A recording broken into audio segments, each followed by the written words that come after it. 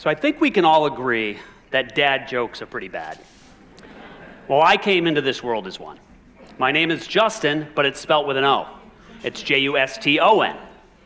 Well, after decades of frustration, of having everyone spell it wrong, of having documents constantly having to get it changed, after the excitement of seeing my name in lights when I was on the Tonight Show with Conan O'Brien, only to see it spelled with an I.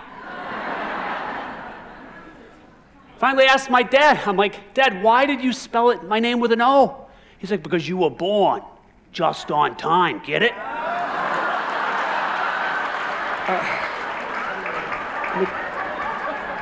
Are you kidding me? That's why you did it? First of all, it could have been just in time. It's the same dumb joke. You got the dad joke wrong. I'm like, Dad, there's no I in team, but there is in Justin. But I think it's part of a parent's job to embarrass us. Am I right? How many people here have ever been embarrassed by their parents? Yeah, everyone. How many parents here have ever been told by your kid that you've embarrassed them? Yeah. That's a tough moment, right? Usually happens around 11 or 12. I'm cheering my kid on indoor soccer. I'm like, way to get in there, buddy. Way to be aggressive. That's it, get in there. He comes running up. He's like, Dad, will you shut up? You're embarrassing me. Embarrassing you? You suck. You're embarrassing me. I mean, I gotta live in this town too. No, look. All right. He knows I'm kidding. I'm a comedian. But it got me thinking about my embarrassment as a kid and how my kids don't know what embarrassment is. For us growing up, embarrassment was our baseline. Yeah. I had a dysfunctional childhood. When I was 6 years old, I was with my mom when she was volunteering at the elementary school. When she collapsed and passed away from a brain aneurysm. After my mom died, my dad started drinking a lot. He was left with 4 kids, ages 3 to 12. My aunt, my mom's sister, moved in and ended up in a relationship with my dad. She brought 2 of her kids. So in this 3-bedroom, 1-bath, there was a dad, an aunt, 2 cousins, and 4 brothers. Now, as a comedian, I mine my childhood for comedy. But at the time, it wasn't funny, and it could be pretty scary. And whereas in a normal childhood, the parents make the rules, in our dysfunctional childhood, us kids had to come up with some rules to help get us through. Rule number 1, no sleepovers. For one, my dad and aunt slept in the same bed. You don't want to be answering questions. You know? Next morning, my friend's like, are your mom and dad still in bed? Actually, my aunt and dad are still in bed. But thanks for asking. They shared a bed. I shared a bed with my cousin. Well, we split a bed. He got the mattress, and I got the box spring. Yeah, it's not a very fair split. He got the memory foam, and I've never forgotten it. In addition to not having the best sleeping arrangements, it could be unpredictable. When I was 12 years old, my dad got mad at the bank. So we went downtown in broad daylight in his underwear and threw a brick through the front window. Yeah. Now, the last thing I wanted was for anyone at school to find out. Well, it just so happens my friend Alan lived across the street. Calls me up. He's like, Justin, is your dad home right now? Pit in my stomach, because I knew he wasn't. I just saw him run out the front door, pissed off, wearing his tighty whities, which, by the way, were no longer tight or white. But I guess if you're throwing bricks, who's looking at your underwear?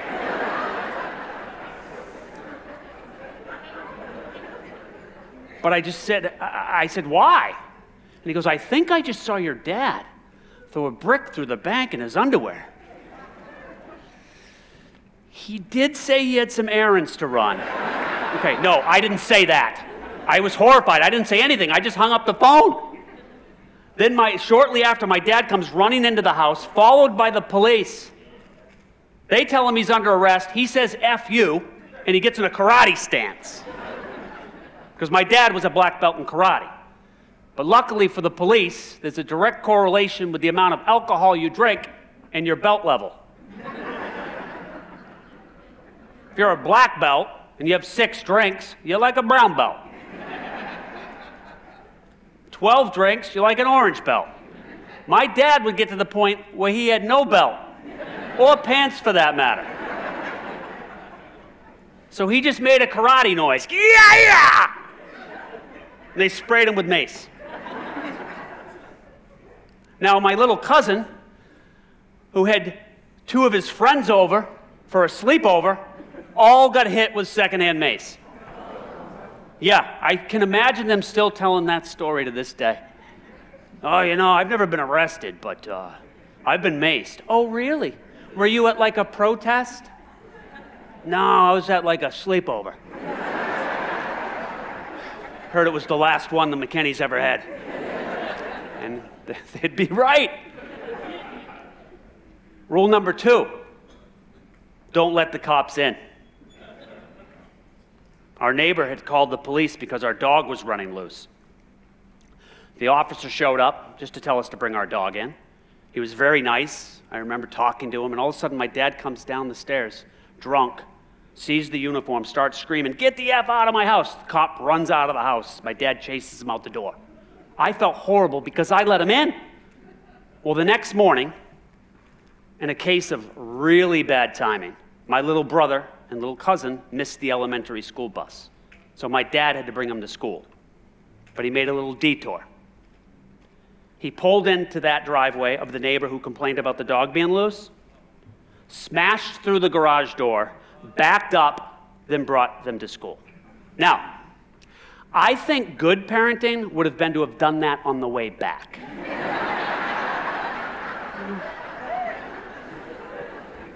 But then they wouldn't have learned rule number 3. You don't miss the bus. No, if you do, start walking.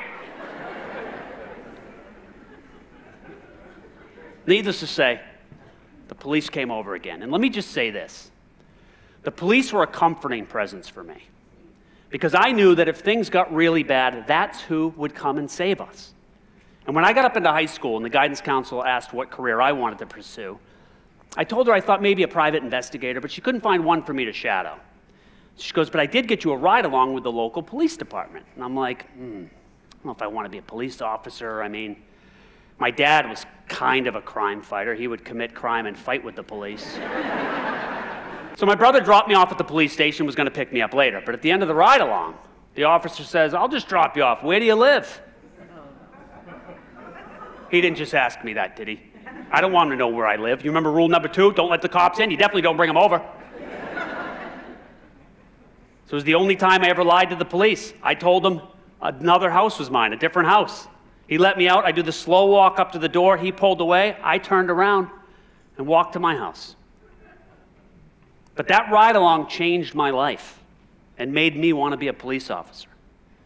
He was a great officer, doing it for all the right reasons.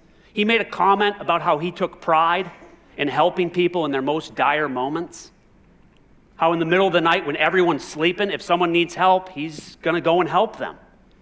He inspired me. And I got hired as a cop at 19 years old. I was the youngest they had ever hired. I beat out 100 applicants. And I owe that to my dad. I was a great cop because of my dad. Every citizen I dealt with, I treated them like they were my dad. They didn't like the police. And I tried to change their mind with kindness. But even when I was a police officer,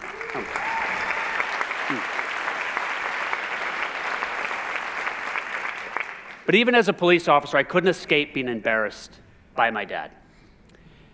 I'm working one day, dispatch comes over the radio, County 18. Go ahead, County. We got a 1024 that just came in. That's a warrant of arrest. Go ahead, name, description, last known address. There's a long pause. It's your dad? 10-4. I guess it's bring your dad to work day. My dad was always showing up in my life, but not in the way I wanted, and it was getting annoying. Well, after 7 years as being a police officer, there was another passion that was pulling on me, and that was to try stand-up comedy. So my first step was to break into the local scene. That brings me to rule number 4 of surviving a dysfunctional childhood. Don't invite your dad to anything after 5 p.m. So I do my performance, I come off stage, it went pretty well, nothing to be embarrassed about. I'm standing in the back of the room. I see my dad wearing a long sleeve red shirt, he's got his long gray beard. I see him jump up on stage, run over and grab the microphone from the headliner. The headliner pulls it away, 2 bouncers come and drag my dad off stage. The headliner just waited the beat and he's just like, oh, it looks like Santa went on a binge this year. Huge laugh. I'm in the back going, my dad got bigger laughs than I did. I'm standing in the back of the room, and that's when I thought, you know what, this is a good time to move to New York City. And that's what I did, while my dad was falling deeper into despair. I was breaking into all the New York City clubs while I was getting updates from my brother about my dad. He was arrested at 8 in the morning for drunk driving, while on his way to court for drunk driving. Lost his license, lost his vehicle, he became homeless, and he made the front page of the paper. Yeah.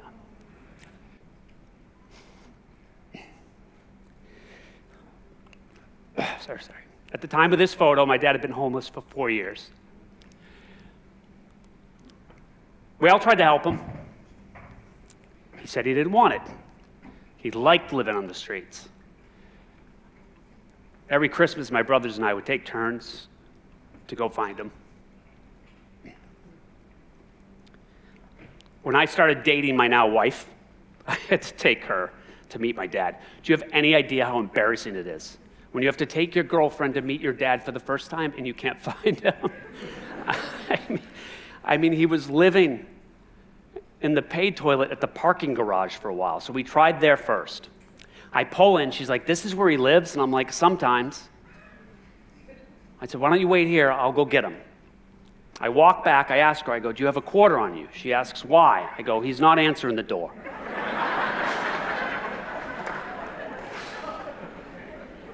I think it was at that moment that she realized that if we end up together, she is not marrying into generational wealth.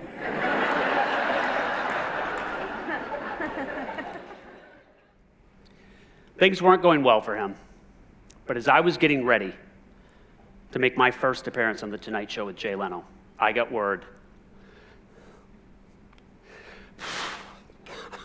that my dad was going into rehab for the first time ever. Yeah. So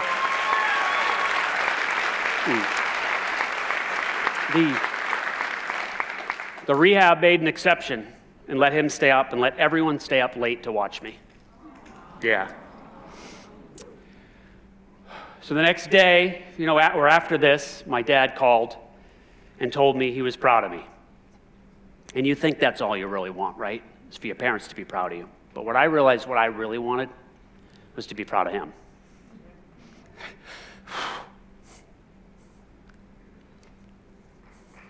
That brings me,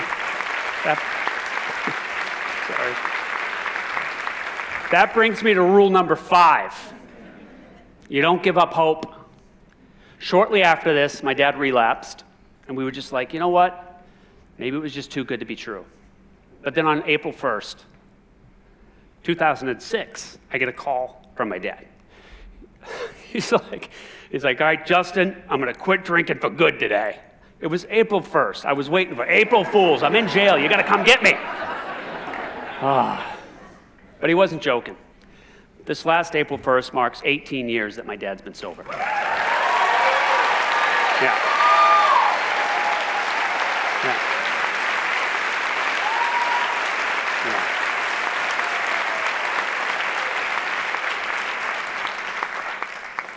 And I couldn't be more proud of my dad. He wasn't his choice to have a substance use disorder, but it was his choice to get help. He lost the love of his life and was left with 4 kids. He was dealt a tough blow. We all were. But we all got through it together. And I think it's because we never let our embarrassment turn to shame, because that causes even more trauma. And throughout it all, we still felt loved and we were there for each other. We never let one another feel alone, and that's huge. And here's what we also learned. You don't own anyone else's behavior. There's some things you can't control, but how you process events in your life, you can control. There's no shame that's irredeemable, and there is no embarrassment that makes future pride impossible. Without knowing it,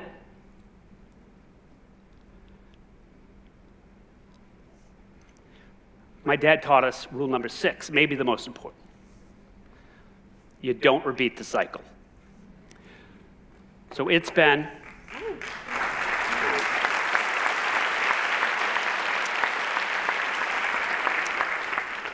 my priority, which is a lot of parents, is to give my kids the childhood I never had.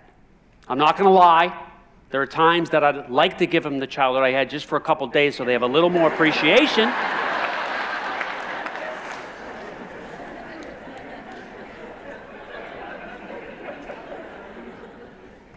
But my dad is with us now, giving my kids and all of his grandchildren a great childhood. He never misses a birthday. He shows up with balloons. He's taught them how to paint, play checkers. He's taught them how to fish. He's given them karate lessons. Yeah. I mean, he was a little rusty because he'd been out of it for a while. I'm like, what did Grandpa teach you today? And my kids come up to me like this. They're going like this at my face. They're trying to hit me. I'm like, what is that? He's like, IPAC. I'm like, IPAC? I don't think that's karate. I think he was picking up stuff when he was living on the streets, like watching birds fight, and he incorporated that, you know? I sat in on a lesson. He's like, this is what you do if someone attacks you when you're sleeping on a park bench. Dad, hopefully they're not going to be sleeping on a park bench. Because my kids have some childhood rules, like wash your hands before you eat, brush your teeth before bed. If you ever need anything, I'm here for you. Your mom is here for you, and Grandpa's here for you. The walls of my dad's apartment are covered with pictures of his children and grandchildren. And that's amazing, because we didn't even know if he'd ever have walls again. We thought he would die on the streets. And if somebody told me 20 years ago that I'd be presenting my dad, my biggest fan, his 10-year sobriety trip, I never would have believed it.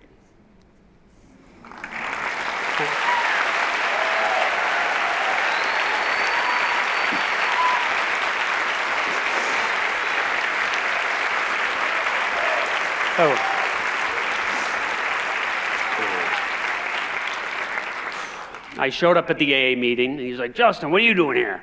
I'm like, they reached out to me, and they asked if I'd present you with your 10-year chip. I said, are you okay with that? And he said, yeah, as long as you don't embarrass me. Thank you. Thank you. Thank you. Thank you.